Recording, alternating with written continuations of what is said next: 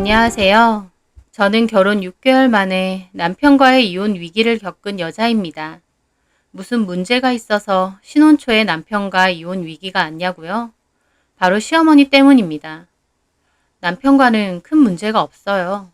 하지만 제가 저런 시어머니가 계신 이 결혼 생활을 계속 유지할 수 있을까 자신이 없어져서 이혼 얘기가 나오게 된 거죠.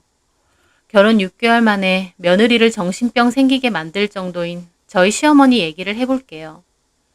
시댁은 아버님은 돌아가셨고 어머님만 계세요. 연세가 좀 많으신데 남편을 늦둥이로 얻으셨다더군요. 남편에게 듣기로는 아버님이 살아계실 적 한눈을 많이 파셔서 어머님이 마음고생을 많이 하셨던 것 같더라고요. 그래서 아들인 저희 남편에 대해 집착이 있으세요. 남편도 그런 걸 잘 알고 있고요. 남편은 어머님을 안쓰럽게 생각해서 자기가 더 잘하려고 하더라고요. 그런 점은 저도 좋아 보였어요.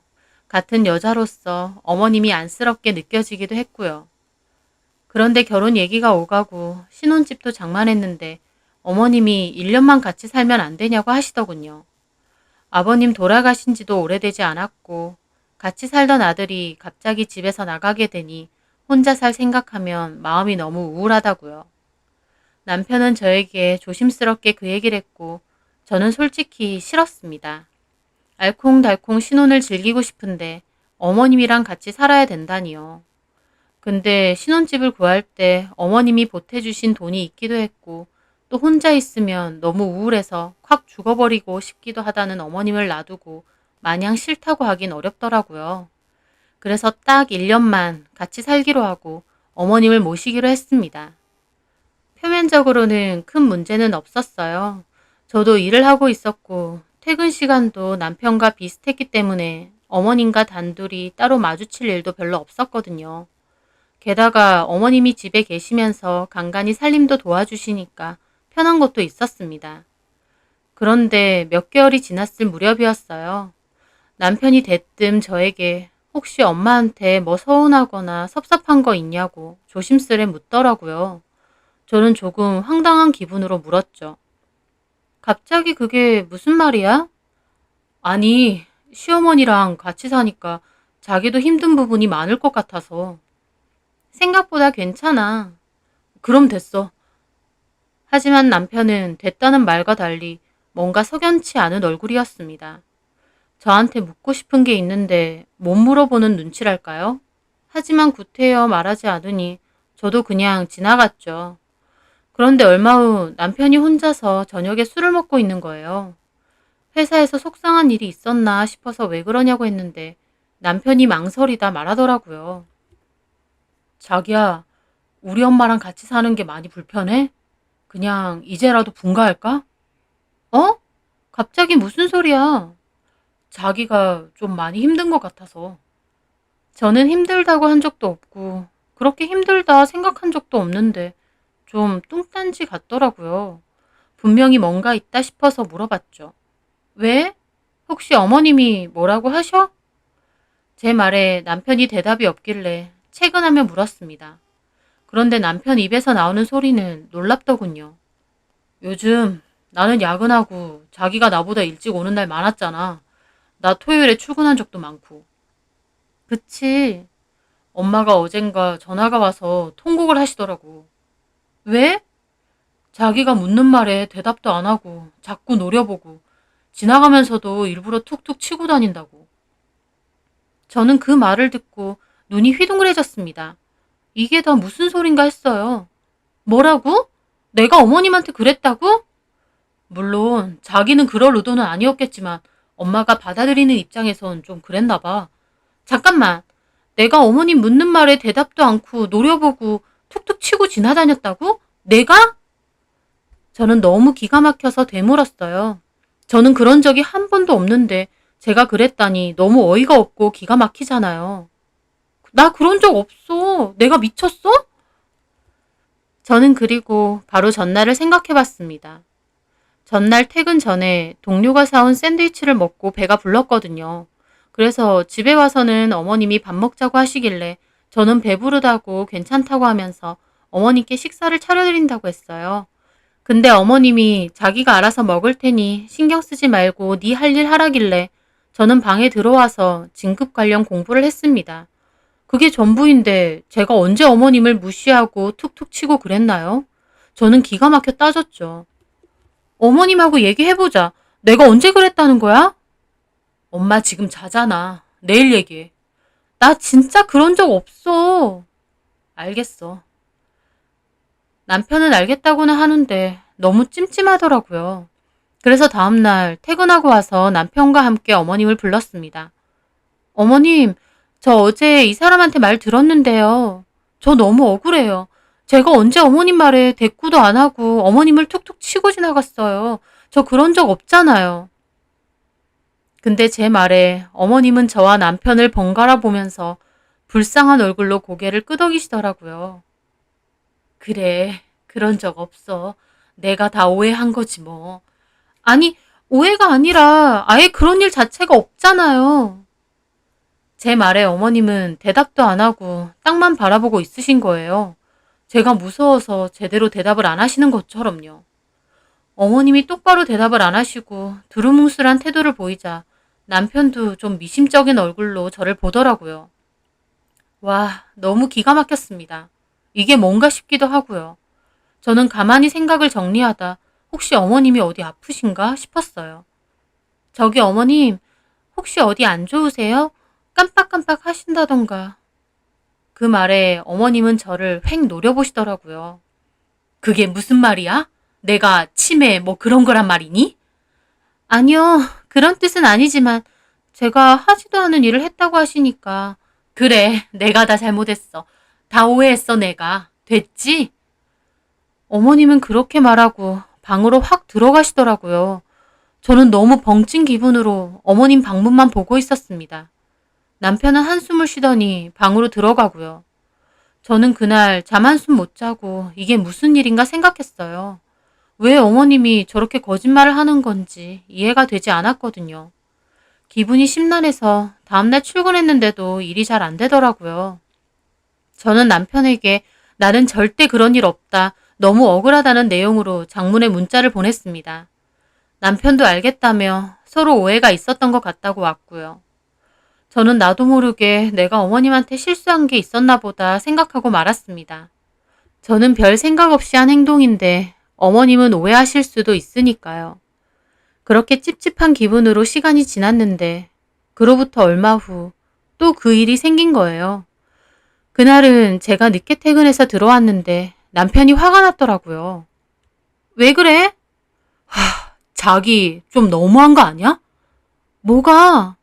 어제 엄마한테 뭐라고 하면서 집안일 똑바로 하시라고 엄마 손목 잡고 막 잡아당겼다며? 이건 또 무슨 소린가요? 저는 펄쩍 뛰며 말했습니다. 뭔 소리야? 내가? 엄마가 속상해서 우시고 난리 나셨어. 팔에 멍까지 들었더라. 멍이라니 무슨 멍? 같이 사는 게 그렇게 싫었어? 그래서 뒤에선 엄마 구박하는 거야? 도대체 무슨 소리 하는 거야? 저는 너무 환장할 기분이라 그 길로 어머님이 계신 안방으로 달려갔습니다. 남편도 따라오고요. 어머님은 방에서 누워 계시더군요. 어머님, 도대체 왜 그러세요? 제가 언제 그랬어요? 어제 거실에서 같이 과일 먹고 저는 피곤해서 먼저 들어갔잖아요. 저도 너무 억울해서 큰 소리로 따졌습니다. 그런데 이번엔 어머님도 억울한 얼굴을 짓는 거예요. 네가 어제 걸레질은 안 하냐고, 먼지가 왜 이렇게 많냐고 했잖아. 저는 미치고 팔짝 뛰겠더라고요. 그게 아니라 어제 과일을 먹다가 제가 그냥 별 생각 없이 주말에 온 집안 걸레질을 한번 해야겠다고 창틀에 먼지가 많더라 그랬습니다. 어머님한테 하라는 게 아니라 제가 하려고요. 그런데 그걸 이렇게 뒤집어 씌우는 거예요. 제가 한다 그랬잖아요. 그리고 제가 언제 어머님 손목을 잡아당겼어요. 잡아당겼잖아. 그러면서 손목을 보여주시는데 세상에 진짜 멍이 있는 거예요. 그걸 보는데 기분이 멍해지더라고요. 어머님이 저한테 왜 이러는지, 도대체 저 멍은 어떻게 든 건지. 그런데 더 환장할 건 어머님의 태도였습니다. 어머님은 거짓말하는 것처럼 보이는 게 아니라 정말 실제로 억울하고 원통해 보이셨거든요. 남편이 보기엔 영락없이 매맞는 시어머니와 미친 며느리의 모습이었을 겁니다. 저는 너무 뻔뻔하게 억울해하며 피해자 코스프레를 하는 어머님을 보며 정신이 다 아득해졌어요.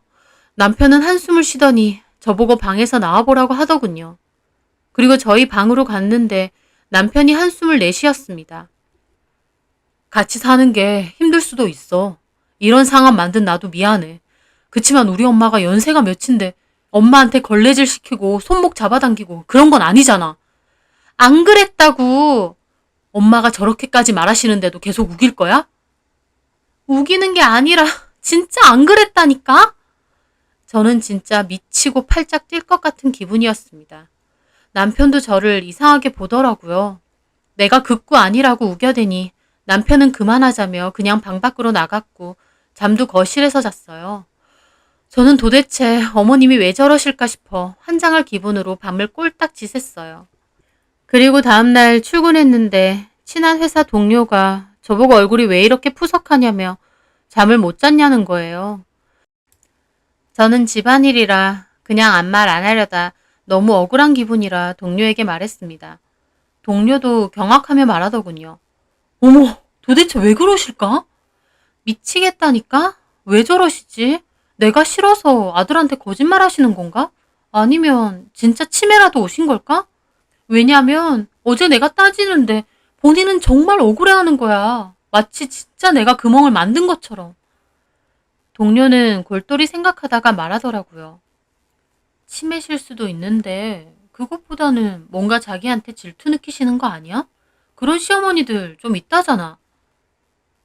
질투? 그래. 그래서 일부러 아들 앞에서 거짓말로 연기하면서 자기랑 이간질 시키는 거 아니냐고. 저는 동료의 말을 듣고 그럴 수도 있겠다 싶었어요. 제가 나타나기 전까진 어머님과 남편 둘이 살았고 또 남편 말론 아버님의 바람기 때문에 어머님이 저희 남편을 엄청 의지하고 집착했던 부분도 있다고 했으니까요. 몰라. 진짜 그런 거 같기도 하고. 근데 나 어떡하지? 너무 억울해. 집에 홈캠이나 몰래카메라 같은 거 설치해봐. 몰래카메라? 그런 거 많잖아. 그런 거 찜찜하면 홈캠 같은 거. 왜 아기나 애완동물 있는 집에 설치해서 다 녹화되는 그런 거 있잖아. 그런 거 하나 해놔봐. 자기랑 있을 때 아무 일 없었는데 만약 또 자기 남편한테 그런 소리를 하신다? 그러면 자기가 녹화된 거 남편한테 보여주면 되잖아. 저는 동료의 말을 듣고 고개를 끄덕였습니다. 동료의 말처럼 뭔가 증거가 있어야겠더라고요. 저는 그 길로 바로 홈캠을 주문하게 되었습니다. 홈캠은 모두 잘 때 거실에 몰래 설치를 했어요. 인터넷으로 검색하면서 해보니 그렇게 어렵지 않더라고요. 잘 안 보이게끔 가려두는 것도 있지 않고요. 그리고 저는 낮에 어머님이 어떤 행동을 하시는지 이제 다 알 수 있게 됐습니다. 실시간으로 녹화되는 걸 보니 어머님의 행동은 별게 없었어요. 노인정을 가시거나 할 때도 있지만 보통은 거실에 나와서 TV를 보시고 과일도 드시고 하시더라고요. 그렇게 홈캠을 설치하고 얼마의 시간이 지났을 때였습니다. 남편을 회식을 한다고 늦는다고 하고 저는 집으로 왔어요. 남편이 없는 날 더 조심하자 생각했죠. 그 일 이후로 어머님과 저는 조금 대면대면해졌지만 그래도 아예 대화가 없는 건 아니었어요. 저는 먼저 여쭤봤죠. 어머님, 오늘 남편도 없고 집에 마땅히 장 봐둔 것도 없는데 뭐 시켜 드실래요? 드시고 싶은 거 있으세요? 제가 묻자 거실에서 TV를 보고 계시던 어머님은 됐다. 입맛도 별로 없다. 입맛 없으세요? 그럼 뭐 죽이라도 끓여드릴까요? 됐어.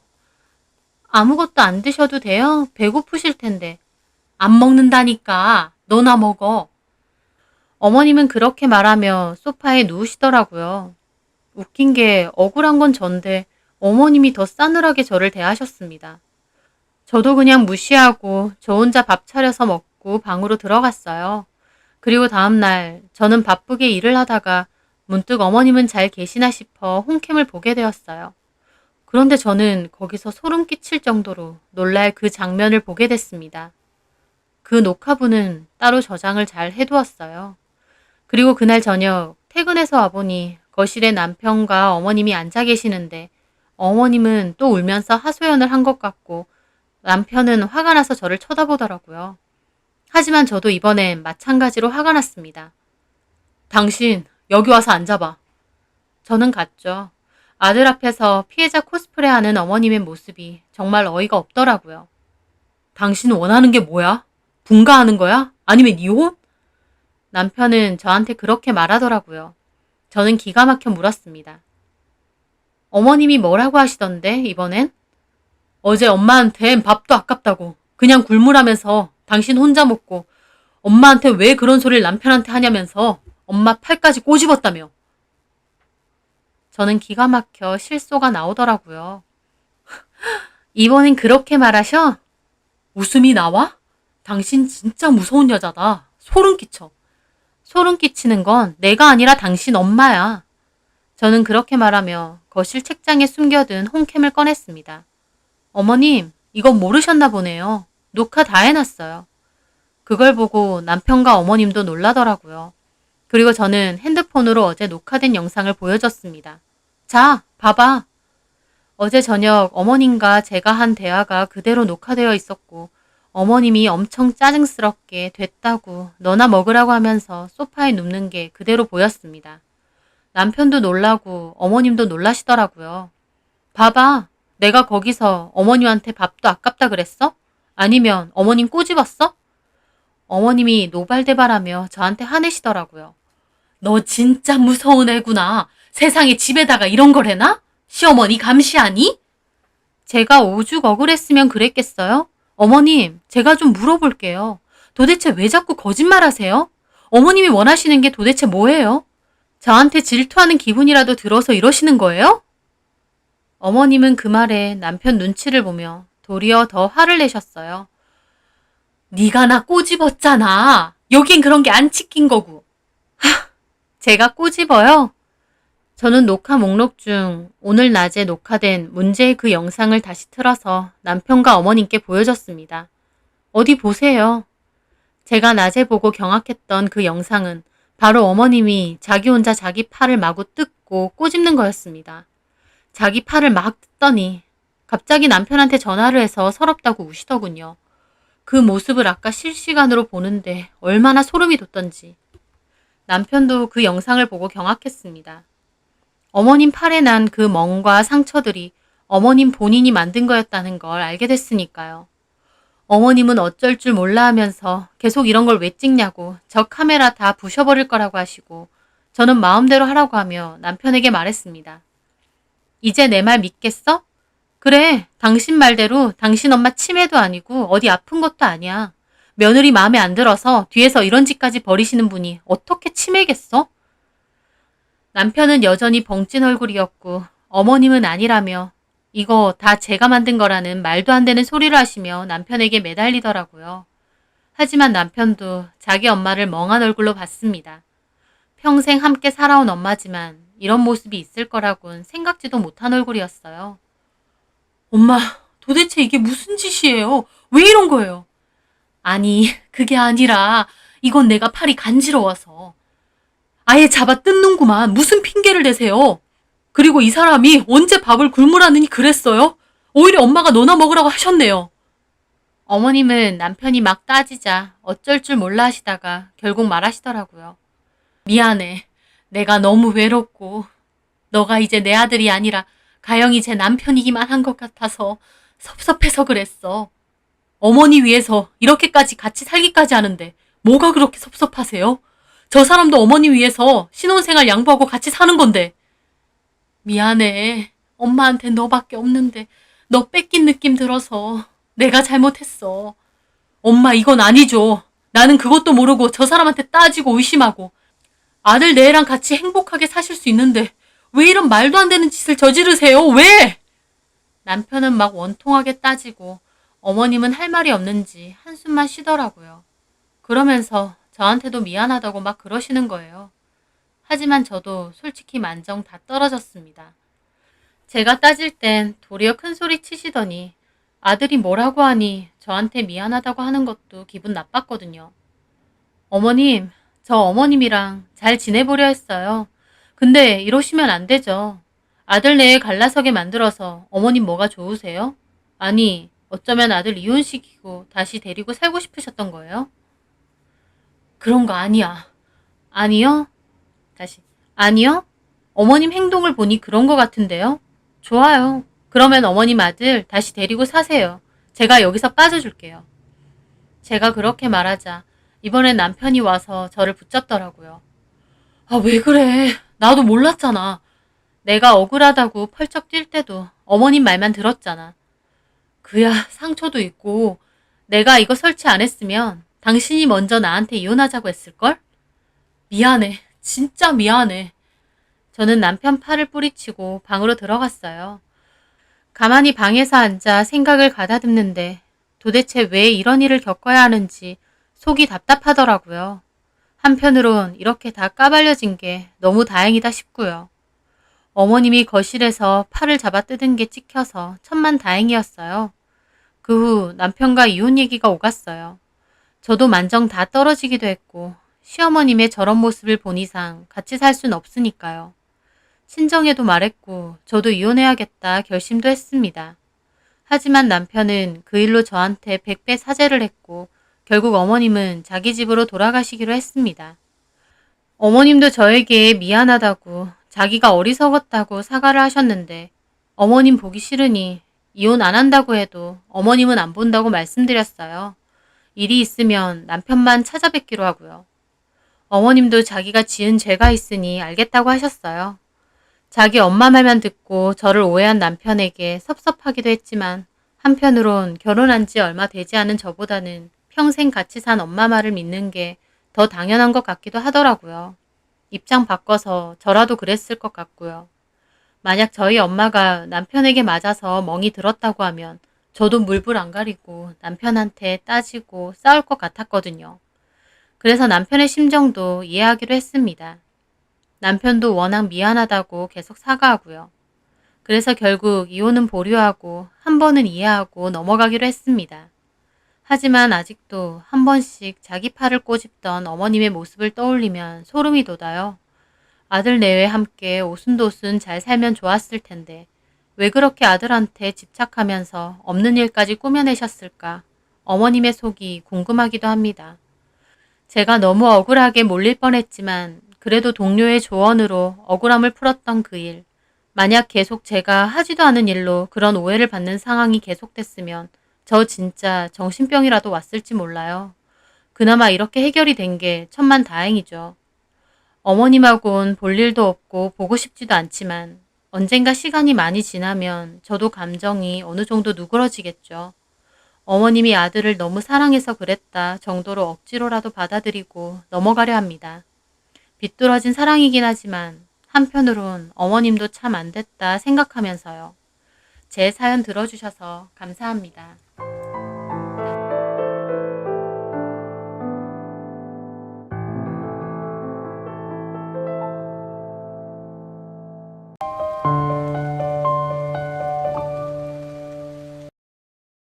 안녕하세요. 저는 동네에서 작은 카페를 운영하고 있는 아들 하나, 딸 하나 엄마입니다. 남편과는 연애 5년 하고 결혼한 지는 13년 정도 되었어요. 거의 20년 가까운 인연인데 아직도 남편과는 서로 좋아 죽는 사이입니다. 저는 어렸을 때 부모님이 하루가 멀다 하고 싸우셨어요. 그러다가 저 고등학교 때 결국 이혼을 하셨는데요. 아빠가 저와 엄마에게 무관심했고 밖으로만 도셨습니다. 엄마가 많이 힘들어하시는 걸 봤기에 저도 애초에 결혼 생각이 없었어요. 배우자 잘못 만나면 인생이 참 고달파지는구나 그때 느꼈거든요. 연애는 해도 결혼은 안 해야지 결심했었죠. 그런데 지금의 남편을 만나면서 결혼에 대한 생각이 많이 달라졌습니다. 5년 정도 연애를 했는데 그 5년 동안 참 한결같고 좋은 사람이었어요. 좋은 사람이 곁에 있으면 함께 성장해 간다는 말도 있잖아요. 불안정하던 저를 그 사람은 잘 잡아주었습니다. 제가 하는 모든 것을 응원해주고 인정해주는 사람이었기에 남편을 만나면서 자신감도 많이 생기고 심적인 여유도 많이 생겼어요. 저는 지금도 남편이 내 인생에 나타나 준 게 참 선물 같다 라는 생각을 많이 했던 것 같아요. 그렇게 남편과 결혼을 했고 남편은 저에게도 아이들에게도 좋은 아빠가 되어 주었습니다. 그만큼 저도 남편과 시댁에 잘하려고 노력했어요. 좋은 부부 사이라는 게 한 사람의 노력만으론 어렵잖아요. 남편이 저에게 잘하려고 하면 저도 그만큼 신경 쓰고 잘하려고 했고 둘 다 행복한 가정을 위해 많이 노력하며 살았던 것 같습니다. 남편은 50평대의 스터디 카페를 2군데 운영하고 있습니다. 근처에 학교가 밀집되어 있다 보니 꾸준하게 잘 되는 편이에요.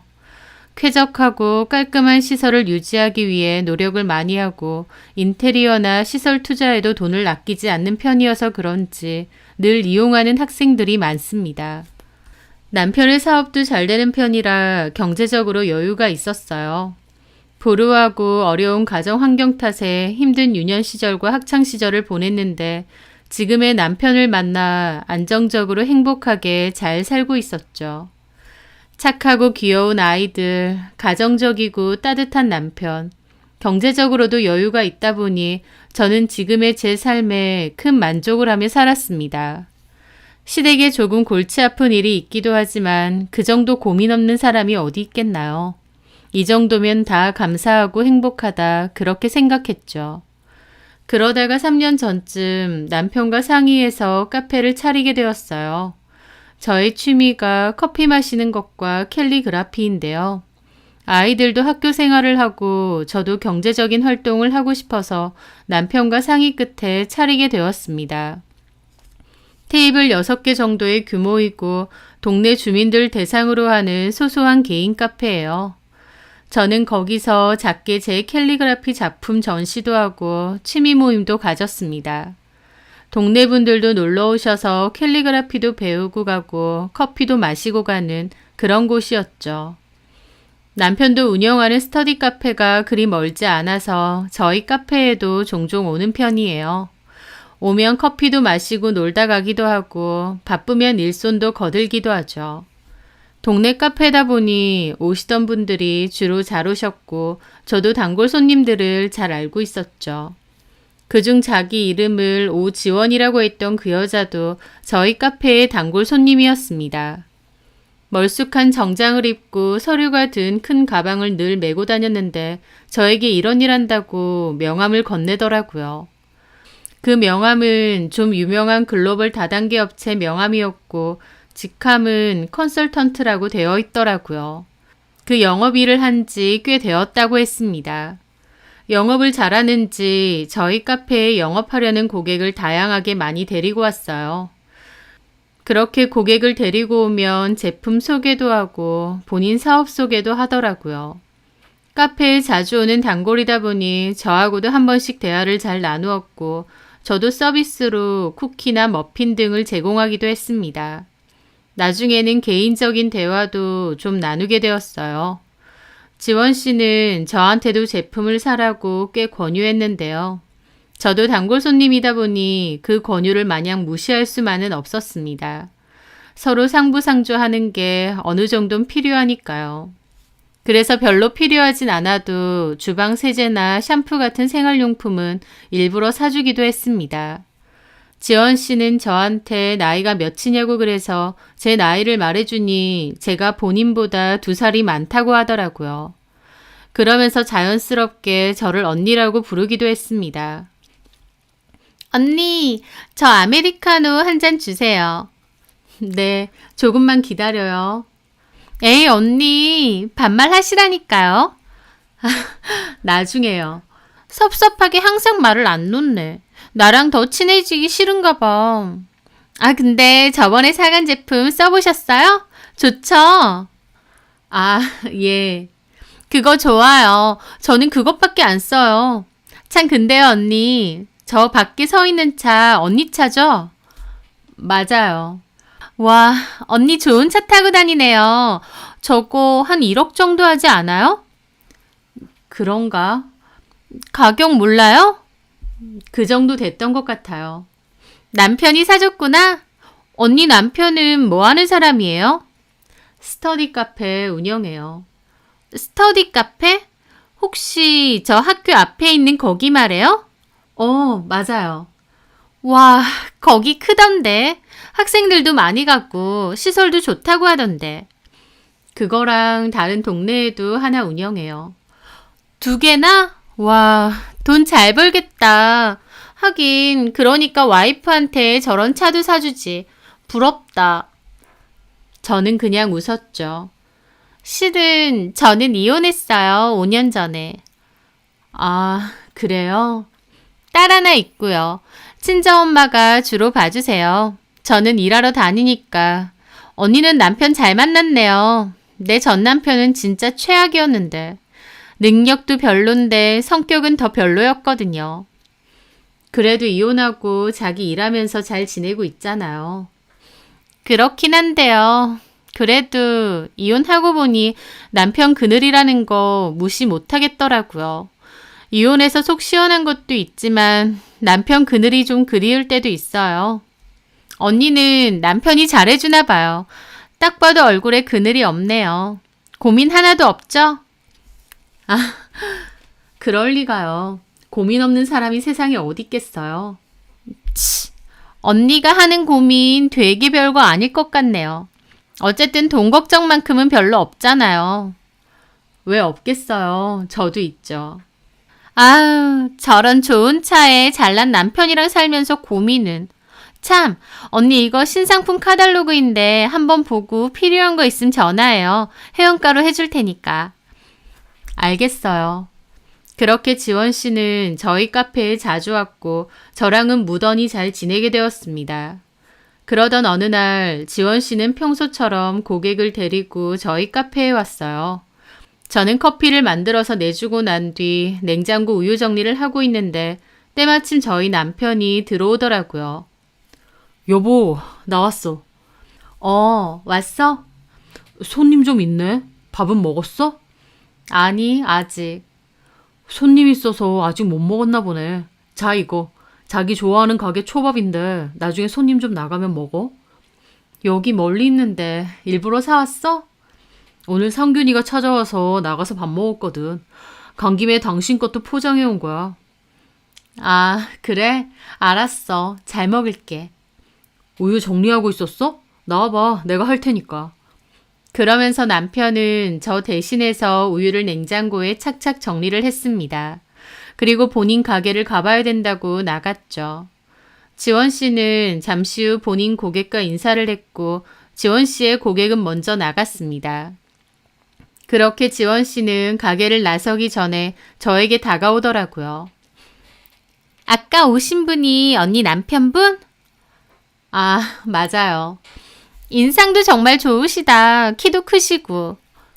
그래요? 엄청 다정하신가 봐요. 도시락도 사다 주고. 그 여자는 저랑 남편이 나눈 대화를 다 엿들은 것 같았습니다. 카운터랑은 살짝 거리가 있었고 앞에 본인 고객도 있었는데 저와 남편의 대화도 다 들은 모양이었죠. 언니 완전 다 가졌네요. 언니 남편분 다정하고 착하고 돈도 잘 벌고. 부러워요. 부럽긴요 뭐. 지원 씨도 본인 일 열심히 하고 멋진데요. 그 여자는 입만 미소 지은 채 저를 가만 보고 있더라고요. 근데 언니 알죠? 뭘요? 은근히 저렇게 가정적인 남자가 뒤에서는 호박씨 잘 까는 거. 그 말에 저는 황당한 기분을 느꼈습니다. 갑자기 저희 남편에 대해서 안 좋게 얘기를 하는 거예요. 네? 아니, 언니네 남편이 그렇다는 건 아니고요. 제 경험상 보통 집에서 엄청 사랑꾼인 남자들요. 와이프한테 잘하는 그런 남자들 자기 와이프한테만 잘하는 게 아니고 다른 여자들한테도 다 잘하더라고요. 너무 황당했습니다. 솔직히 단골 손님인 것도 맞고 자주 보면서 좀 친해진 건 맞지만 이런 무례한 얘기까지 격이 없이 할 정도로 친한 사이도 아니고 저희 남편에 대해서 알지도 못하잖아요. 그런데 저한테 이렇게 말하는 게 너무 선을 넘는 것처럼 느껴지더라고요. 저는 표정을 굳혔고 그 여자도 제 표정을 보더니 좀 아차 싶은 얼굴이었습니다. 아, 미안해요, 언니. 오해하지 마세요. 언니 남편이 그렇다는 건 아니고 제가 헛소리 했나 봐요. 저는 그냥 대답 대신 입만 미소 지어 보였습니다. 분위기는 순식간에 어색해졌죠. 그 여자는 어색하게 있더니 그만 가보겠다고 하고 가게를 나섰습니다. 그전에는 지원 씨에 대해 별 생각 없었는데 그 얘기를 듣고 나니 좀 말을 함부로 하고 경솔하구나 싶더라고요. 그 일이 있고 나서도 지원 씨는 여전히 저희 가게에 계속 찾아왔고 저도 당연히 오는 손님을 막을 순 없었습니다. 제 마음이 불편하다고 오는 손님더러 오지 말라고 할 순 없으니까요. 그래서 그냥 오며 가며 가볍게 인사 정도만 하고 지냈습니다. 다만 지원 씨가 말을 걸어도 더 이상 제 얘기는 하지 않았어요. 지원 씨는 오면 누가 시키지 않아도 카운터로 와서 본인 얘기를 조잘조잘 잘했는데 저는 굳이 제 얘기는 잘 하지 않았죠. 제 딴에는 카페를 자주 찾아주는 단골 손님이니 그에 맞춰 응대 정도만 한 거고 개인적으로 더 친해지고 싶거나 가까이 하고 싶은 사람은 아니었으니까요. 그런데 시간이 흐를수록 지원 씨 본인은 저랑 많이 친해졌다고 생각해서 그런 건지 아니면 저도 자기 고객으로 포섭하고 싶어서 그랬던 건지 더욱 격이 없이 다가오더군요. 예전에는 제품 카탈로그 정도 주면서 살 거 있으면 얘기해라 정도였다면 시간이 갈수록 좀 과하게 제품을 팔려고 했습니다. 저도 일하느라 바쁜데 옆에 서서 계속 제품 설명을 하거나 주변에 소개해줄 사람은 없느냐며 물어보고 제가 분명 필요 없다고 하는데도 물건을 계속 강매하듯 권하는 경우가 많았죠. 게다가 나중에는 저한테까지 본인 하는 사업을 같이 하자는 겁니다. 카페 운영하면서도 얼마든지 같이 할 수 있다면서요. 나는 이미 카페 운영하는 것도 바쁘고 성격이 그렇게 적극적이지가 않아서 영업에는 맞지 않다라고 몇 번이나 애둘러서 거절을 했습니다. 그럼에도 지원 씨는 포기하지 않더군요. 주변에 더 좋은 직업 가지고도 투잡으로 하는 사람 많다며 저에게 적극적으로 권했던 거죠. 몇 번이나 둘러서 거절을 했음에도 그 집요함이 끝이 없었습니다. 그래서 저도 참다 대놓고 얘기한 적도 있죠. 몇 번이나 말했지만 안 할 거다. 그리고 자꾸 나에게 권유하는 거 불편하다. 그만 얘기했으면 좋겠다라고요. 제가 직설적으로 얘기를 하니 지원 씨도 꽤나 놀란 얼굴이었습니다. 그러더니 대뜸 섭섭하다고 하더라고요. 자기가 이 카페에 와서 팔아주는 게 얼마이고 이 카페에 얼마나 자주 오는 단골인데 그렇게 모질게 얘기를 하느냐고요. 제 말투가 너무 매정하고 섭섭하다는 거예요. 언니, 솔직히 저 일부러 언니 매출 올려주려고 이 카페 오는 거예요. 제가 여기서 마신 커피만 해도 몇 잔인데요. 다른 크고 좋은 카페 많아도 제 딴에는 일부러 여기로 온 건데 언니가 그렇게 말하니까 저는 너무 섭섭하네요. 지원 씨, 그렇게 말하면 나도 좀 황당하죠. 나는 그냥 내 카페에서 장사를 한 것뿐이고 지원 씨는 지원 씨가 필요해서 카페 와서 커피 마신 것뿐이잖아요. 일부러 우리 가게 찾아와 주는 건 고마운데 솔직히 말하면 굳이 그렇게까지 할 필요 없어요. 뭐하러 그렇게 해요? 그냥 카페일 뿐인데 다른 카페 가도 되고 나는 아무 상관 없어요. 제 딴에는 어차피 마실 거 언니 카페에 와준 거죠. 그러니까 그렇게까지 할 필요 없다니까요. 서로 상부상조할 수도 있는 건데 언니 좀 각박하네요.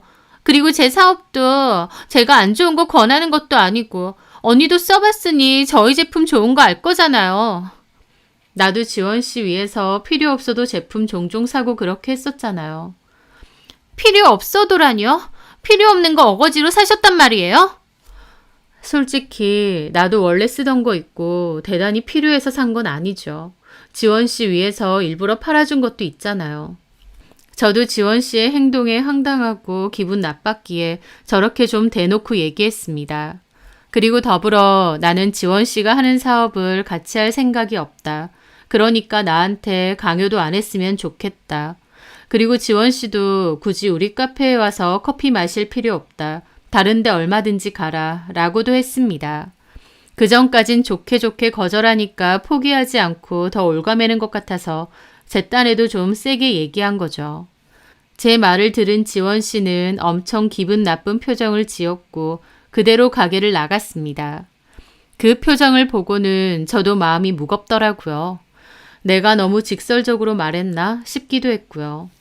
그날 저녁 기분이 왠지 심란했고 기분이 안 좋은 채로 있으니 남편이 무슨 일이냐고 물었습니다. 저는 있었던 일에 대해 자초지종을 설명했죠. 내 딴에는 초반에 좋게 거절을 했던 것 같은데 확실하게 선을 긋지 않아서 그런지 이제는 본인 하는 사업을 자꾸만 같이 하자고 하고 강매도 더욱 심해진다. 그래서 오늘은 대놓고 좀 세게 말했는데 이제 와서 보니 좀 미안하기도 하다고요.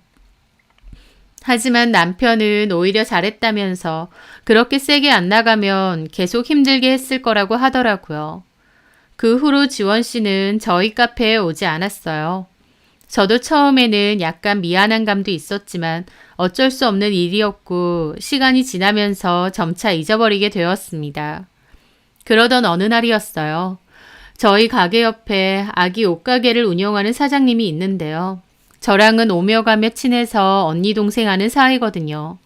그런데 그 사장님이 저희 카페로 커피를 사러 왔는데 뭔가 우물쭈물 하더니 저한테 넌지시 그러더군요. 네. 저기 있잖아. 내가 이 말을 해야 되나 말아야 되나 싶은데. 뭔데요? 말씀하세요. 미영 씨 남편, 나도 몇 번 봐서 얼굴은 알잖아. 그쵸. 근데 내가 얼마 전에 장사 끝내고 마트 가서 장을 보고 집에 갔단 말이야. 그런데 마트 앞에서 미영 씨 남편이랑 어떤 여자랑 같이 차에 타는 것 같더라고. 그 말에 저는 좀 놀랐습니다. 저희 남편이랑 어떤 여자요? 근데 그 여자가 자기 카페 자주 오던 그 여자인 것 같던데. 저희 손님이라고요? 누구? 아, 왜? 그 제품 팔러 다니는. 그 순간 단박에 지원 씨라는 것을 알겠더라고요. 아, 지원 씨요? 이름은 잘 모르는데 하여튼 자기 가게 자주 오고 영업하는 그 여자 말이야. 그 여자랑 자기 남편이랑 같은 차에 타던데? 이상하더라고요. 지원 씨가 저희 남편 차를 왜 타겠나요? 둘이서 어떻게 하는 사이라고요. 하지만 그 순간 뭔지 알겠더라고요. 저기 혹시 언니가 보셨다는 그 같이 탔다는 자동차가 뭐였어요? 차 이름은 모르는데 색상이 파란색이었죠. 오, 맞아. 파란색이야. 그 말에 저는 그냥 웃었습니다. 왜? 아, 걱정하지 마세요. 언니 걱정하시는 그런 거 아니에요. 저는 대수롭지 않게 넘어가면서도 한편으론 지원 씨가 왜 그 차를 탔을까 궁금하기도 했습니다. 그리고 그 일이 있은 후 2주 정도 흘렀을 때였어요. 한동안 코빼기도 보이지 않던 지원 씨가 어느 날 갑자기 저희 카페에 오더라고요. 안녕하세요, 언니. 오랜만이에요. 아, 지원 씨, 오랜만이네요. 마지막에 그런 대화를 나눴기에 서로 껄끄러운 사이인데 카페를 왔길래 의아했습니다. 게다가 오늘은 상담하는 고객도 없고 혼자 왔더라고요. 고마워요. 언니 커피가 너무 먹고 싶었어요. 다른 데 가봐도 여기만한 데가 없더라고요. 그래요? 참, 이거 어때요, 언니? 하면서 메고 있던 자기 가방을 보여줬습니다. 평소에는 팜플렛이나 계약서가 많이 들어있는 가방을 메는데 그날은 작은 명품 핸드백을 메고 있더군요. 예쁘네요. 새로 샀나 봐요. 괜찮죠? 남자친구가 하나 사줬어요. 그 말에 지원 씨에게 남자친구가 생겼구나 싶었습니다.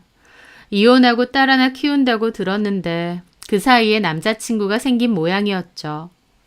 저 여기 안 온 지 한 달 정도 된 것 같은데 언니는 별다른 일 없었죠? 똑같죠 뭐. 언니네 남편분도 여전히 가게 자주 오세요? 하면서 갑자기 저희 남편 얘기를 묻는 겁니다. 뜬금없이요. 한 번씩 시간 날 때는 오죠. 아, 그래요? 요즘 시험 기간이라 스터디 카페에도 학생들 많겠다. 그렇죠. 남편분 많이 바쁘시겠다. 언니가 신경 많이 써줘야겠네요. 몸에 좋은 보양식도 좀 챙겨주고. 하면서 또 선을 넘는 겁니다. 남의 남편한테 자기가 뭔데 신경 쓰라느니 보양식을 챙겨주라느니 그러나요? 황당하더라고요. 한 달 만에 온 거고 그때 마지막에 너무 직설적으로 말했나 싶어서 미안한 마음도 좀 있었는데 저희 카페에 오랜만에 들르자마자 다시 저렇게 선을 넘는 소리를 하기에 황당했죠. 눈치가 없는 건지 아니면 일부러 저를 약올리려고 저러는 건지 참 피곤한 여자구나 싶었습니다. 저는 그냥 대꾸 없이 미소만 대충 지어 보였습니다. 지원 씨는 좀 더 앉아있다가 고객하고 만나기로 했다며 나가더라고요. 그냥 앞으로도 우리 가게 안 왔으면 좋겠다 싶은 껄끄러운 마음이 남아있었죠. 그런데 그 일이 있고 딱 일주일 지났을 때였습니다. 저는 카페 마감 후 집에 와서 소파에 드러누워 좀 쉬고 있을 때였어요. 꽤 늦은 시간이었는데 갑자기 카톡이 하나 왔죠. 그런데 발신자가 지원 씨였습니다. 지원 씨가 예전에 제 번호를 계속 달라고 했어서 번호를 주고받긴 했어요. 하지만 그 뒤로 딱히 개인적인 연락을 한 적은 한 번도 없었고 할 이유도 없었습니다. 그런데 갑자기 저에게 톡으로 사진을 보냈더라고요. 처음에는 새로 나온 제품 홍보 문자 같은 걸 저에게 보낸 줄 알았습니다. 그런데 사진을 열어본 저는 몹시 당황할 수밖에 없었죠. 왜냐면 그 사진은 어떤 남자랑 침대에서 찍은 셀카 사진이었거든요. 그 남자는 상의를 탈의하고 자고 있었고 지원 씨는 그 옆에서 사진을 찍었더라고요. 너무 황당해서 한참이나 벙쪄 있었습니다. 이런 사진을 나한테 왜 보냈나 싶어서 처음엔 실수로 잘못 보낸 건가 했죠. 그런데 지원 씨 옆에 자고 있는 남자의 얼굴이 몹시 낯이 익더라고요. 그 남자가 누군지 깨달았을 때 등 뒤로 소름이 쫙 돋았죠. 저는 어처구니 없는 기분으로 지원 씨에게 답장을 했습니다. 사진 뭐예요? 언니 남편 지금 내 옆에서 자고 있어요. 제가 갑자기 이런 사진 보내서 많이 놀랐죠? 라고 왔습니다. 어이가 없더라고요. 이런 사진을 나한테 보낸 저희가 뭔가 싶었습니다. 지금 뭐 하자는 거예요? 남편이 어쩌고 다니는지 언니가 너무 모르길래 답답해서 알려주려고 보냈어요. 언니 남편 지금 제 옆에 있어요. 곤히 자고 있죠. 우리 많이 사랑하는 사이예요. 자주 만나요. 요즘 남편 집에 좀 늦게 들어오죠?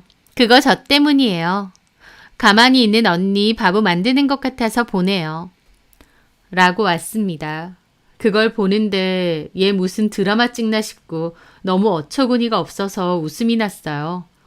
내 남편이랑 놀아난다면서 저 바보 만들기 싫어서 보낸다니요? 이게 무슨 말도 안 되는 헛소리인가요? 그리고 이 여자는 제 남편이라는 걸 분명히 인지하고 의도적으로 접근을 했다는 것이잖아요. 저 엿먹이려고 하는 것도 아니고 이거 완전 천하의 쌍년이더라고요. 내 가정이 부러워 보여서 뺏으려고 한 건지 아니면 나한테 악감정이 있어서 일부러 이런 건진 모르겠지만 이유야 어찌됐든 미친 거였죠. 그런데 한편으론 이 여자 하는 짓이 너무 황당해서 웃음이 자꾸 나는 겁니다. 남편이 저희 카페 단골 손님이랑 바람이 나서 같이 잔다는데 뭐가 웃기냐고요? 제가 웃을 수밖에 없는 이유가 있습니다.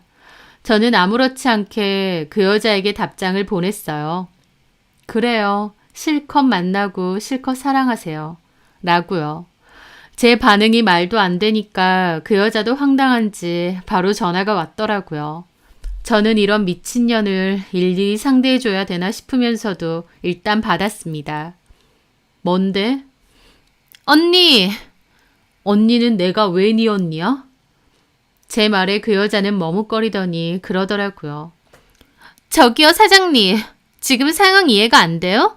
그쪽 남편이 내 침대에서 자고 있다고. 사진을 보고도 아무렇지 않아요? 아니면 너무 놀라서 충격받은 거예요? 하면서 지가 더 안달복달 하더라고요. 그 사진 보내면 제가 거품 물고 난리 브루스라도 칠 줄 알았나 봐요. 내가 뭘 어째야 하는데? 뭐라고요? 아니, 남편이 다른 여자랑 같이 있다는데 아무렇지도 않아요? 머리가 어떻게 된 거 아니에요? 그래서 제가 박장대소를 했습니다. 제가 막 웃어제끼니 그 여자가 더 난리치더라고요. 이봐요. 뭐가 웃겨요? 너무 어이가 없다. 너 왜 자꾸 내 남편이랑 같이 있다고 그래? 내 남편은 지금 우리 집 안방에서 자고 있는데. 제 말에 그 여자 상황 파악이 안 되는지 한참이나 조용하더라고요. 뭐라고요? 내 남편 우리 집에 있다고. 지금 안방에서 자고 있어.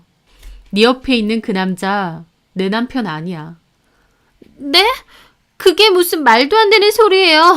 사진 봤잖아요. 언니 남편 맞잖아요. 야, 그 남자 이름 뭔데? 이름? 권지윤이요. 그럴 줄 알았다. 내 남편 이름은 권상훈이야. 그 남자 내 남편이 아니고 내 남편 쌍둥이 동생이야. 네? 네. 그 여자 침대에서 자고 있는 그 남자는 제 남편이 아니라 제 시동생입니다. 그냥 시동생도 아니고요. 답도 안 나오는 한심 그 자체인 꼴통 시동생이요. 저희 남편은 일란성 쌍둥이입니다. 남편이 형이죠. 시동생과 외모는 같은데 성격이나 성향은 아예 딴판입니다. 한날 한시에 태어난 쌍둥이인데 성격은 아예 다른 사람처럼 달랐죠. 제 남편은 모범생이고 착실한 성격이었고 시동생은 학창시절부터 말도 안 듣고 말썽만 엄청 피웠대요. 그래서 중학교까지는 같이 다녔고 고등학교 때부터는 다른 곳을 다녔다고 하더군요. 시동생은 그 지역의 문제아들만 다니는 걸로 유명한 실업고등학교로 들어갔다고 했거든요. 남편은 좋은 대학 나와서 착실하게 공부하고 취업하고 안정적으로 사업도 진행하고 FM스럽게 살았다면 시동생은 완전 반대였습니다. 고등학교 졸업하자마자 사귀던 여자애랑 애부터 가져서 결혼을 했는데 1년도 안 살고 헤어졌대요. 애는 여자가 키우고요. 그러고도 군대 갔다 와서 또 사고를 쳤는데 반년도 안 돼서 또 이혼했답니다. 그러니까 나이도 어린데 사고 쳐서 2번이나 이혼을 한 셈이고 각자 다른 여자에게 양육비로 각각 60만 원씩 120만 원의 돈이 아직도 매달 나가는 셈이었죠. 시댁에서는 망나니 아들이지만 그래도 아들이라고 뭐라도 먹고 살라며 고깃집을 차려줬다는데 그거 고스란히 말아먹고 자기 마음대로 가게 정리한 돈으로 주식을 했답니다. 주식으로 돈도 다 날렸죠. 그것만으로도 답도 없는데 제일 골아픈 문제는 따로 있어요. 바로 저희 남편 행세를 하면서 돈을 빌리고 다닌다는 거였죠. 저희 남편과 외모가 똑같고 저희 남편은 평판이나 신용이 좋다 보니 저희 남편인 척하면서 돈을 빌리고 다닌 거였습니다. 친동생한테 사칭 피해를 당한 저희 남편은 인연을 끝내 만회했다더군요. 그 일로 한바탕 하고 한동안 안 보기도 했고요. 그런데 시부모님이 그래도 형제인데 화해하고 지내라고 하도 그러셔서 저희 남편이 스터디 카페 직원으로 시동생을 올려두고 간간히 일은 시켰습니다. 그런데 그 성격에 얌전히 일을 하겠나요? 월급은 받아가면서도 출근도 지 맘대로 하고 잡일도 하기 싫다며 도망다니고 진짜 동생만 아니면 당장 잘라버리고 상종도 안 할 인간인데 어쩔 수가 없었죠. 저는 남편도 좋고 시부모님도 좋고 모든 상황이 다 만족스러운데 단 한 가지 시동생 때문에 은근 스트레스가 있었습니다. 다른 것보다 저희 남편을 사칭하고 다니는 문제 때문에 시동생이 진절머리 나기 싫더라고요. 저희 카페 옆 옷가게 언니가 너네 남편이랑 어떤 여자랑 차 타고 가더라 라는 얘기를 해줬다는 거 기억하시나요? 그때 제가 무슨 차를 타냐고 물었더니 파란색 차를 탄다고 했잖아요. 그 말을 듣고 또 시동생이구나 했습니다. 저희 남편은 흰색 차고 시동생이 파란색 차를 타고 다니거든요. 그리고 좀 전에 제가 오지원 그 여자에게 받은 황당한 사진이요. 그 사진 속 자는 남자는 상의를 벗고 있었는데요. 어깨 부분에 수술 자국이 뚜렷하더군요. 시동생이 고등학교 때 오토바이를 타고 가다가 넘어져서 수술한 자국입니다. 당연히 저희 남편은 그런 게 없고요. 그런데 오지원이 그 사진을 보냈을 때 오지원이 시동생이랑 있구나 단박에 눈치챘던 거죠. 오지원은 그런 사실은 까마득히 모르고 제 남편인 줄 알고 작정하고 꼬셨던 것 같지만요. 그러니 제 입장에선 열도 받지만 한편으론 얼마나 웃기고 어처구니 없는 상황인가요. 그 여자가 입버릇처럼 부럽다, 언니 남편 돈도 잘 벌고 가정적이라 좋겠다 그랬는데 아마 작정하고 제 남편인 줄 알고 꼬셨던 모양입니다. 시동생 입장에선 얼굴 반반한 여자가 좋다고 들이대니 마다할 이유 없이 자기 형인 척하면서 만났겠죠. 보나마나. 이 얼마나 황당하고 어이없는 총극인지 저는 오지원에게 얘기해줬습니다. 내 남편하고 쌍둥이인 시동생이야. 둘이 잘 어울리네. 어디 잘해봐. 참고로 사고쳐서 이혼 2번 했고 양육비로 매달 120씩 나가. 서로 다른 여자한테. 근데 그 돈도 지가 못 벌어서 시부모님이 내주고 있고 주식으로 날린 돈만 해도 꽤 돼. 능력도 없고 허세밖에 없고 가족들 뒤통수 치고 다녀서 시댁에서도 내놓은 자식이야. 너랑 참 잘 어울리네. 어디 잘 만나봐. 우리 도련님 그냥 혼자 살지 어디서 또 불쌍한 여자 만나서 후리고 다닐까. 누구 인생 또 말아먹으려고 작정할까 걱정했는데 그게 너였네. 불쌍한 우리 도련님 잘 좀 건사해줘. 서로 너무 사랑하는 사이라며. 옆에서 곤히 자고 있나 본데 앞으로도 그렇게 쭉 사랑하고 살아? 말도 안 돼. 말도 안 돼. 근데 너 내 남편인 줄 알고 꼬신 거지? 너 진짜 소름 끼치는 인간이다. 내 남편이면 뭐 어쩌게? 내 남편 뺏어서 내 자리 차지하고 싶었니? 너 내가 손님이라고 좋게 좋게 해주니까 사람 만만하고 우습게 보이니? 너 사람 잘못 봤어. 이 동네에서 영업은커녕 발도 못 붙이고 다니게 해줄게. 알았니? 제 말에도 그 여자는 여전히 충격에서 헤어나오지 못하는 것 같았고 어버버 하더라고요. 그렇겠죠. 사업도 잘 되고 다정다감한 제 남편을 자기가 꿰찼다고 생각해서 의기양양했던 모양인데 그래서 일부러 저희 카페 찾아와서 가방도 자랑했던 모양인데 지도 결국 시동생의 사칭에 당한 거잖아요. 정신 나간 상간녀와 사기꾼이나 다름없는 시동생의 만남이었던 거죠. 그것도 모르면서 언니 남편 내가 꼬셔서 미안하다 라면서 저한테 사진을 보내다뇨. 그 상황이 너무 황당해서 기가 막히면서도 헛발질 제대로 한 그 여자가 너무 웃기기도 하더라고요. 하지만 웃긴 건 웃긴 거고 못돼 처먹은 년이니 저도 가만히 있을 순 없었습니다. 저는 옆집 옷가게 언니에게도 이 사실을 모조리 얘기했어요. 내 남편인 줄 알고 의도적으로 꼬시고 나한테 무려 이런 톡을 보냈다. 근데 이 남자는 우리 시동생이다라고 사실을 다 얘기했죠. 이런 흥미진진한 가십거리를 옆집 가게 언니만 알고 있지는 않았겠죠. 정말 삽시간에 소문이 퍼졌습니다. 소문에는 당연히 저도 연루되어 있긴 하지만 저나 남편이나 잘못한 것도 아니고 그 여자 혼자 작정하고 헛발질한 거니 소문나도 상관없었어요. 오지원 그 여자는 영업을 하며 돈을 버는 사람인데 그런 소문이 동네방네 퍼지니 영업이 제대로 될 수가 없었겠죠. 누가 그 여자 말을 믿고 제품을 사겠나요? 똥인지 된장인지 구분도 안 되는지 저한테 전화해서는 언니가 소문을 냈느냐 어쩌냐 따지는 겁니다. 저는 그게 쪽팔리면 그런 짓은 왜 했느냐고 한 소리 했습니다. 그리고 나한테 전화해서 적반하장으로 이러는 것도 또 소문해 주길 원하느냐 하니까 바로 깨갱하고 그 후부턴 절대 전화 안 하더라고요. 그리고 이 사실은 당연히 저희 남편도 알게 되었습니다. 동생이 자기를 사칭해서 여자를 만나고 다녔다는 사실에 남편도 또다시 분노했고 동생이고 뭐고 사칭으로 경찰 신고한다는 거 시부모님이 겨우 말렸습니다. 저희 남편도 더 이상은 못 참겠다며 스터디 카페에서도 시동생을 단박에 쫓아냈어요. 시부모님도 앞으로 계속 그러고 살면 생활비도 못 주고 양육비도 못 준다고 시동생에게 엄포를 놓긴 했는데 사람 고쳐지나요? 시동생도 당장은 반성하는 척하지만 앞으로도 또 저러고 살 것 같아서 답이 없습니다. 참고로 오지원은 시동생이 저희 남편이 아니라는 사실에 분노해서 사기로 고소할 거니 뭐니 했다는데 똥이 설사한테 뭐라고 하나요? 유부남인 줄 알고 꼬시려고 한 본인은 뭐가 떳떳한 건지. 시동생과 오지원도 한바탕 고소한의 만에 난리쳤다가 그냥 사그러들었어요.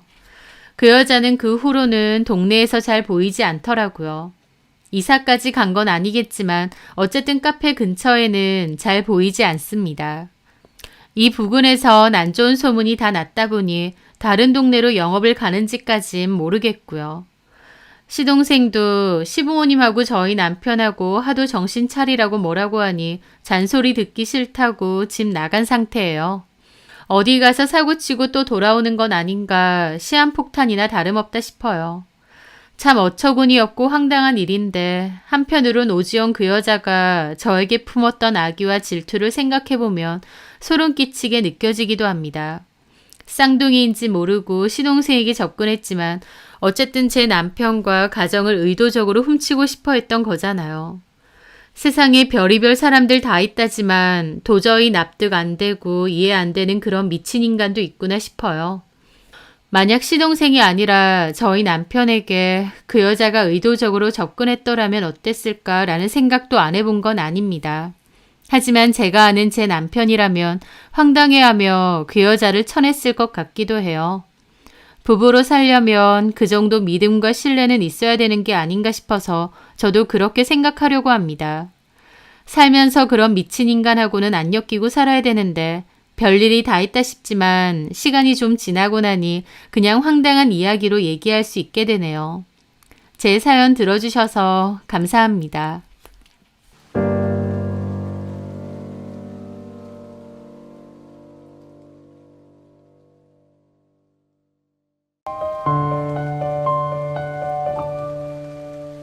여느 때와 다름없던 평범한 날, 저는 한창 오후 업무로 정신없던 시간이었는데요.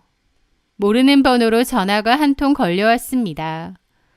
처음엔 광고겠거니 하고 무시했는데 잠시 후 문자가 한 통 오더라고요.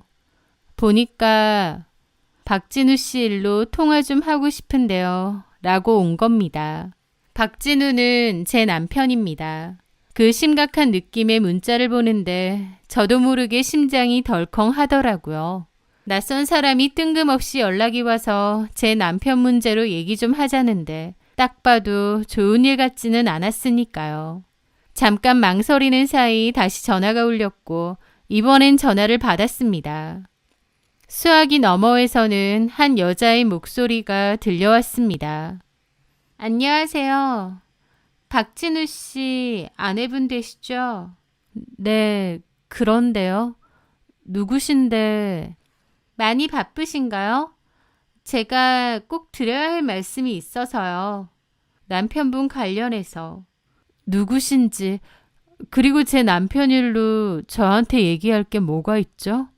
만나서 다 말씀드릴게요. 시간 언제가 괜찮으신가요?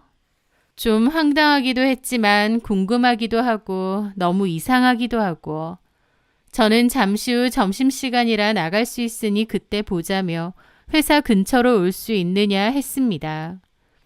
그런데 제가 이미 회사를 말 안 했는데도 어딘 줄 안다고 그 근방이라고 하더라고요. 또다시 너무 황당한 기분이 들고 도대체 당신은 누구고 나에 대해선 어떻게 아는지 따져 물으려다가 만나서 물어보자는 생각에 입을 닫았죠. 그리고 나서 점심시간까지 도무지 일이 손에 안 잡히더라고요. 어쨌든 불안한 마음을 안고 약속 장소인 회사 앞 카페로 향했습니다.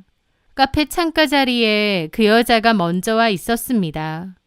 카페에 사람이 많았음에도 어쩐지 저 여자구나 한 번에 알아보겠더라고요. 혼자 앉아 있어서 그랬던 것 같기도 하고 표정이 어두워서 그랬던 것 같기도 하고요. 저는 처음 보는 여자지만 그 여자는 저를 알아보는 듯 고개를 돌리다가 저를 보고 가볍게 목례를 하며 일어나는 겁니다. 불편한 기분으로 그 여자 앞으로 다가갔죠.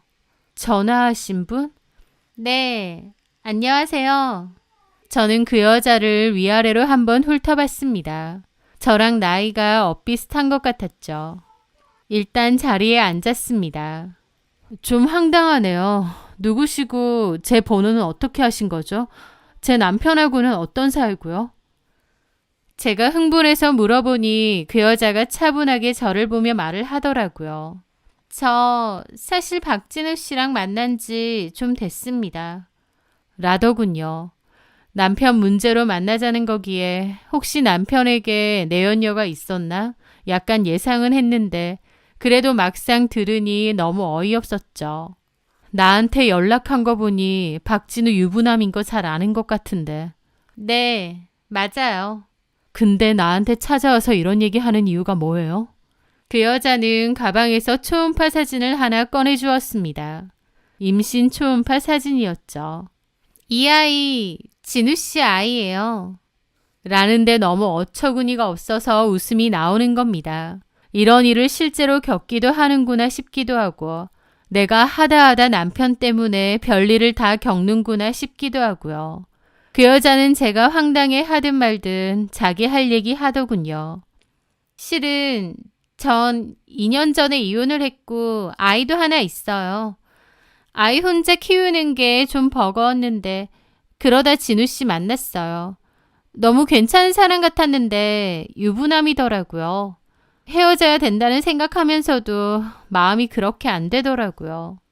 박진우가 유부남인 거 속이고 그쪽이랑 만난 거죠?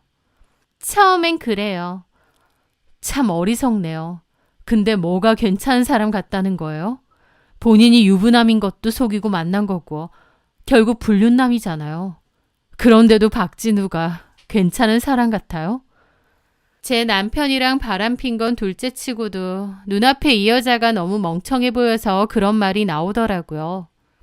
처음엔 그런 관계가 아니었어요.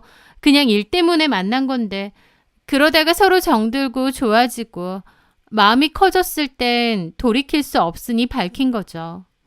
어쨌든 저도 제 마음 어쩔 수 없었고. 이보세요. 내가 지금 그쪽이랑 내 남편 불륜 스토리 들으러 온 줄 알아요? 나한테 그런 얘기를 왜 하는 거예요? 황당한 거 아는데 진우 씨를 좀 놓아주세요. 그쪽은 아이도 없잖아요. 저는 뱃속에 아이도 있고 또 진우 씨 없으면 안 되거든요. 저는 속이 부글부글 하더라고요. 저기요. 제가 지금 욕하고 싶은 거 참고 있거든요.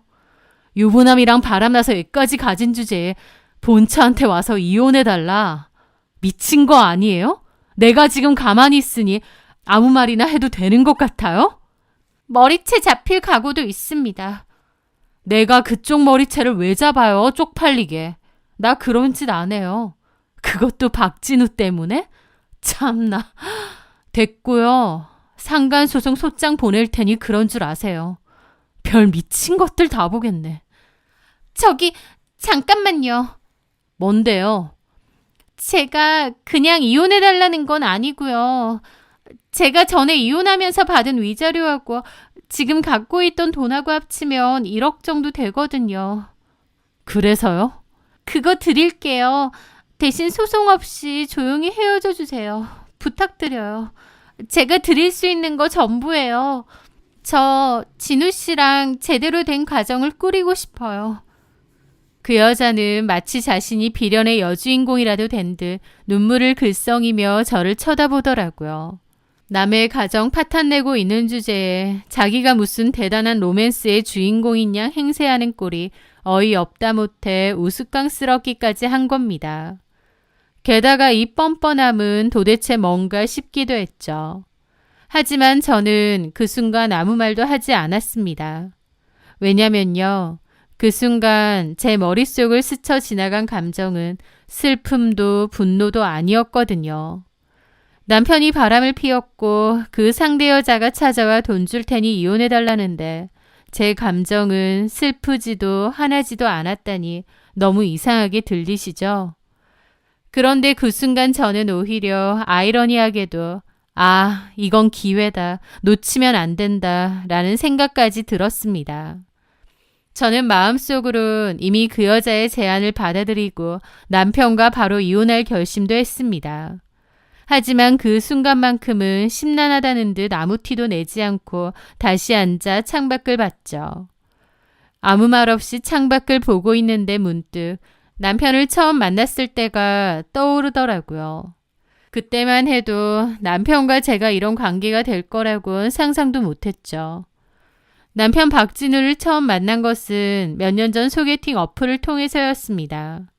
해외 명문대 졸업, 무역회사 CEO, 자수성가형 사업가. 이것이 그 남자를 소개하는 말들이었습니다. 이런 어플에서는 프로필을 속이는 경우도 많다 보니 그게 전부 사실일 거라고 생각 안 했던 것 같아요. 다만 그때 좀 외롭기도 하고 남자를 만날 만한 통로가 없었기에 가볍게 대화를 하고 만나게 되었던 것 같습니다. 그런데 막상 그 남자를 만나보니 어플로 대화를 할 때보다 더 완벽하고 괜찮은 사람이었어요. 약속 장소에 먼저 나와 저를 기다리던 그는 작은 꽃다발을 건네며 젠틀하게 웃었습니다. 대화 내내 그는 제 이야기를 집중해서 들어주었고 매너도 상당히 좋더라고요. 그리고 본인의 얘기도 했는데 마치 어느 성공한 CEO의 성공 신화를 듣는 것 같은 기분마저 들었습니다. 그는 부모님을 일찍 여의었고 자기를 돌봐줄 수 있는 친척이 있는 해외로 넘어갔다고 하더군요. 거기서 일찌감치 일하며 학비를 벌었고 공부도 열심히 해서 명문대도 졸업했다고 했습니다. 그 후 한국으로 돌아와 평소 관심이 있던 무역 분야의 회사를 차렸고 성공했다고 하는데 그의 이야기는 마치 한 편의 드라마 같기도 했습니다. 좀 전형적이기도 하면서도 또 한편으론 그 남자를 굉장히 매력적으로 보이게 만들어주기도 했죠. 그래서 저는 수진 씨처럼 평범하지만 따뜻한 가정에서 자란 사람이 부러워요. 친척집에서 지내긴 했지만 어쨌든 친부모님은 아니다 보니 눈칫밥도 많이 먹고 외롭고 힘들었거든요. 이제 제가 원하는 성공도 이뤘고 가족이라는 울타리를 만들고 싶어지더라고요. 그의 진심 어린 고백에 저는 완전히 넘어갔습니다. 그가 겪었을 외로움에 마음이 아팠고 또 제가 그가 원하는 따뜻한 안식처가 되어주고 싶다는 생각마저 들었으니까요. 그날 이후 그 남자와 저는 자주 만났습니다. 아침에는 다정한 메시지로 저를 깨웠고 저희 회사 앞도 종종 찾아왔죠. 처음 저희 부모님께 소개를 드리던 날에는 저희 아버지가 좋아하시는 위스키와 어머니를 위한 고급 스카프를 선물하는 센스까지 보여주었습니다. 저희 부모님은 그의 듬직하고 예의 바른 모습에 완전히 반해버리셨죠. 그렇게 꿈같은 6개월이 흘렀고 그는 저희가 처음 만났던 레스토랑에서 제게 프로포즈했습니다. 수진아, 나를 구원해줄 사람은 너밖에 없는 것 같아. 나와 평생 함께 해줄래? 저는 눈물을 흘리며 그의 프로포즈를 받아들였습니다. 제 인생에 다시 없을 완벽한 남자, 그가 바로 제 운명이라고 굳게 믿으면서요. 그렇게 결혼을 했는데 그 후에도 그는 늘 바빴습니다. 해외 출장도 잦았고 밤 늦게까지 이어지는 미팅도 많았죠. 그는 복잡한 무역 용어를 늘어놓으며 자신의 사업에 대해 설명하려 했지만 저는 사실 들어도 모르겠기에 그냥 대강만 들었습니다. 물론 그러면서 그가 성실하고 유능한 사업가라는 사실을 단 한 번도 의심한 적이 없어요. 그 의심 없는 믿음이 제 인생을 지옥으로 끌고 들어갈 뻔했다는 사실도 모른 채 말이죠. 결혼 생활이 1년을 넘어가면서부터 조금씩 이상한 점들이 눈에 띄기 시작했습니다. 남편은 종종 거액의 현금 다발을 집에 가져왔는데 사업상 급하게 현금이 필요해서 그렇다라더군요. 게다가 가끔은 정체불명의 사람들에게서 독촉 전화가 걸려오는 것 같기도 했습니다.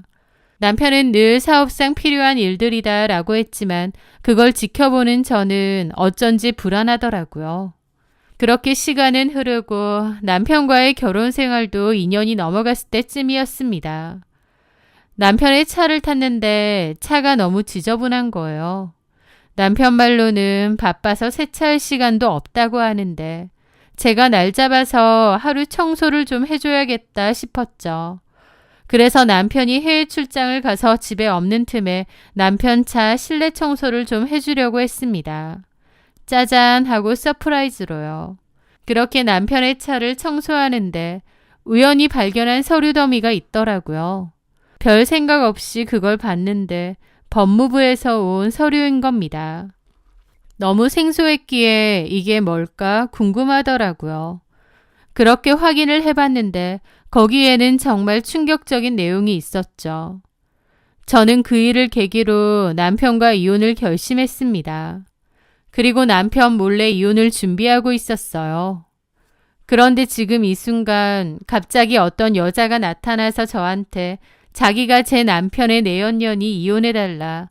그냥 해달라는 것도 아니고 1억이나 줄 테니 이혼해달라라고 하는 것입니다. 한마디로 저는 어차피 이혼을 결심했고 차근차근 준비 중인데 이런 일이 생긴 거예요. 그러니 제 속으로 이건 기회다라는 생각이 안 들 수 없죠. 하지만 바로 그 여자에게 옳다쿠나 하면서 제안을 받아들이면 안 될 것 같더라고요. 그래서 오히려 싫다고 거절을 했습니다. 지금 장난치세요? 1억 줄 테니 내 남편하고 헤어져라? 저는 정말 진우 씨가 필요하고 나도 내 남편 필요해요. 무슨 말 같지도 않은 소리를 하는 거야. 남편이 바람핀 걸 알았는데도 참고 사실 거예요? 그 여자는 좀 세게 나오더라고요. 그래서 저도 그랬죠.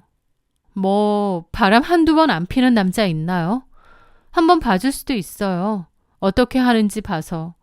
근데 그쪽 상대로 상간소송은 해야겠는데? 제 말에 그 여자 낯빛이 어두워지더라고요. 그러더니 또 태세 전환을 해서 불쌍한 척을 하는 겁니다. 사모님, 저 되게 불쌍한 사람이에요. 친정부모님도 일찍 여의고 이른 나이에 결혼해서 애 낳고 살았는데 전 남편이 정말 별로인 사람이었어요. 바람을 밥 먹듯이 피웠거든요. 그래서 겨우 이혼하고 위자료도 정말 힘들게 받았는데 너무 힘들게 받은 돈이라 쓰지도 못하고 그대로 다 통장에 놔뒀어요. 그런데 제가 지금 그 돈을 다 사모님 드린다는 거예요. 그 정도로 저 절박합니다. 라는데 뭐 이런 반푼이가 다 있나 싶은 거예요. 전 남편의 불륜 때문에 자기도 그 고생을 했다면서 정작 본인이 저지른 것도 불륜이잖아요.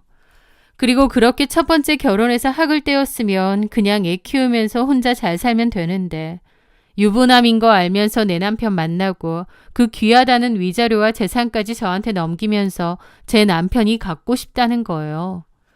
그러면서도 세상에서 제일 불쌍한 척, 사연 있는 척, 동정심을 유발하려는데 그 가식과 위선이 참 역겹더라고요. 불쌍한 척 해봤자 결국 불륜여고 불쌍한 척 해봤자 결국 제 남편이 사업도 크게 하고 재력도 있는 것 같으니 본인이 차지해야겠다 그거잖아요.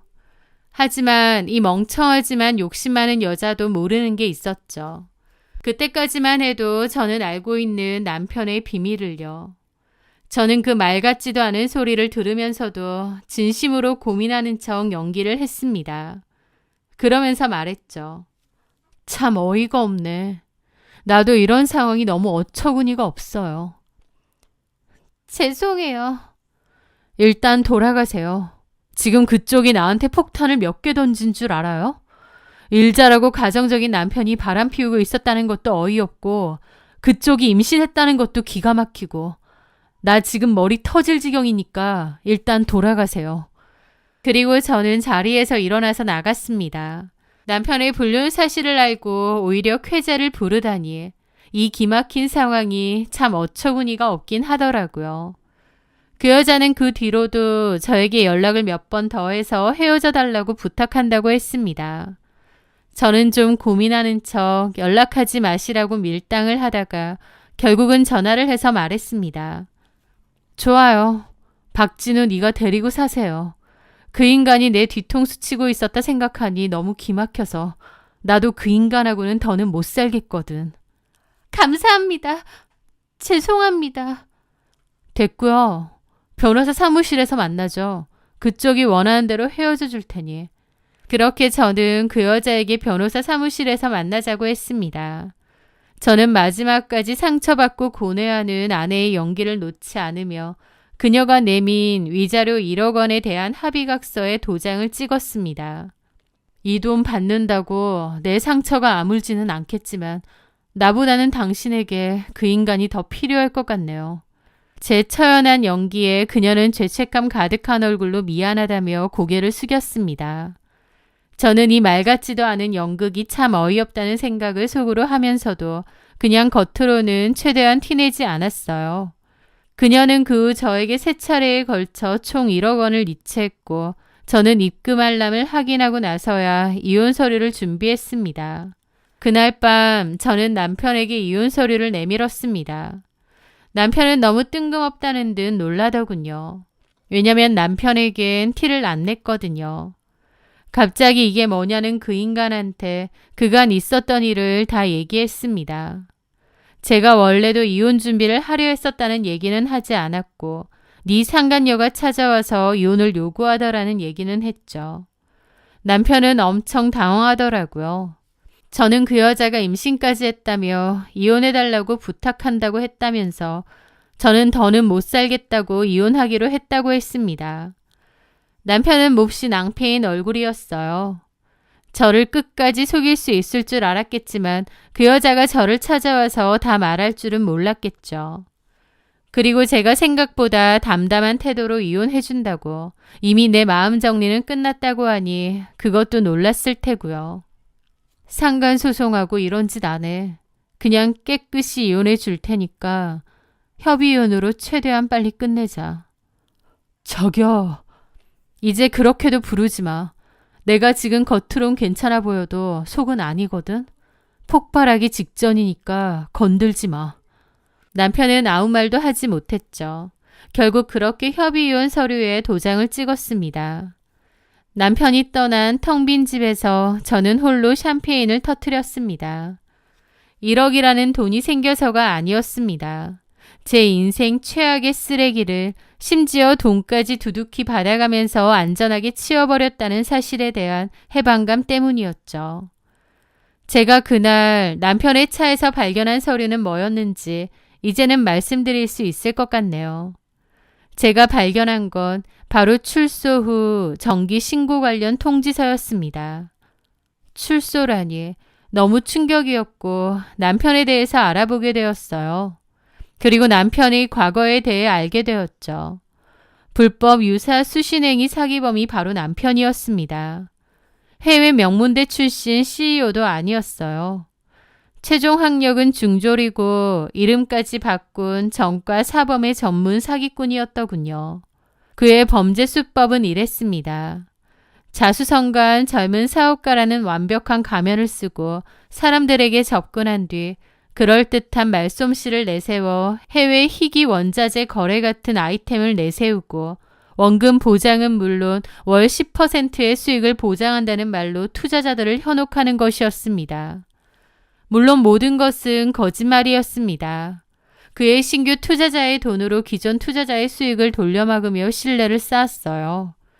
저와의 결혼까지도 그의 사기 중 하나였습니다. 저의 평범하고 선량한 이미지로 자신의 신뢰도를 높이고 안정적인 가정을 꾸린 모습을 보여주려 한 거죠. 제가 발견했던 거액의 현금 따발은 새로운 피해자들에게서 뜯어낸 투자금이었고 집으로 걸려오던 독촉 전화는 수익금 지급이 늦어지자 불안해진 투자자들이 보내는 경고였던 것이죠. 이 모든 사실을 알게 된 저는 남편과 이혼을 결심했으나 문제는 남편이 정가 사범이나 되는 악질적인 범죄자인데 그리고 저까지도 자신의 사기에 이용하는 사람인데 제가 갑자기 헤어지자고 했을 때 어떤 보복 같은 걸 하면 어쩌지라는 고민이 있었던 거예요. 결혼해서 살던 사람이 사실은 모든 게 거짓이고 정가 사범의 정가자라는데 거기다 대놓고 바로 이혼하자라는 말이 안 나오더라고요. 그래서 이런 증거들을 다 철저하게 모아서 법적으로 신속하게 이혼을 해야겠다고 결심을 했던 겁니다. 그런데 그 와중에 그 여자가 운명처럼 나타난 거고 저는 남편의 불륜이라는 이유를 핑계 삼아 돈까지 받고 이혼을 한 거죠. 남들은 제가 남편이 바람펴서 이혼당한 불쌍한 여자인 줄 알겠지만 실상은 그렇지 않았던 겁니다. 그렇게 이혼 후 저는 제 삶을 잘 즐기면서 살고 있는데 공교롭게도 우연히 동네 마트에서 장을 보고 나오다가 그녀와 마주쳤습니다. 그 여자는 어린 아기를 안고 있었고 첫째 아들이라고 했던 아이의 손을 잡고 있었죠. 저한테 돈까지 주면서 헤어져 달라던 그녀의 얼굴에는 행복 대신 깊은 그늘과 피로가 가득했습니다. 별로 좋은 인연도 아니고 그냥 무시하고 지나가려는데 그 여자가 저한테 말을 걸더라고요. 안녕하세요. 아, 네. 그러고 가려는데 그 여자가 물어보는 겁니다. 잘 지내시나 봐요. 얼굴이 좋아 보이네요. 저는 그 말에 그 여자를 돌아봤죠. 저기요, 저희가 좋은 인연도 아닌데 굳이 이런 데서 말 안 거셨으면 좋겠는데. 그런데 그 여자는 제 말에도 아랑곳하지 않고 자기 얘기를 하더라고요. 솔직히 이해가 안 돼요. 아무리 돈을 받았다지만 남편을 빼앗겼는데 어떻게 그렇게 아무렇지 않을 수가 있어요? 후회되지도 않으세요? 그녀는 진심으로 궁금하다는 얼굴이었습니다. 자신은 사랑을 쟁취한 승리자이고 저는 모든 것을 잃은 패배자여야 하는데 어째서 제가 더 좋아 보이는지 납득할 수 없었던 거죠. 그러고 보니 그 여자의 얼굴에는 깊은 그늘이 서려 있더군요. 돈까지 주고 쟁취한 남자였는데 살아보니 썩 괜찮은 인간도 아니었을 테고 뭔가 알 수 없는 의문을 품고 있는 인간이라는 걸 그 여자도 느꼈겠죠. 그 여자의 물음에 그냥 무시하고 가려다 말해주었습니다. 제가 좋아 보여요?